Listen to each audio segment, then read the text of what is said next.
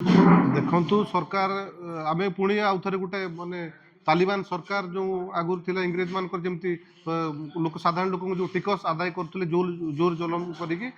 भाव में जो बीजेपी सरकार पॉल्यूशन ना गोटे टिकस आदाय चली जो भाव में साधारण लोक हैरान हरकत कर शह शह हजार हजार लोक आप देखते रास्तार लाइन करके पॉल्यूशन टेस्ट कर सर्टिफिकेट निजे नौ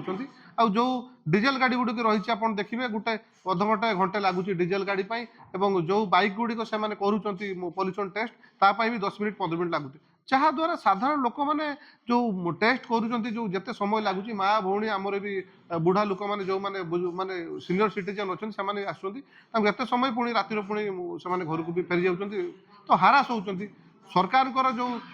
आपणकर मधुचंद्रिका रही कंपानी एवं सरकार जो मझीर गोटे कमिशन खायापी जो गोटे मधुचंद्रिका रही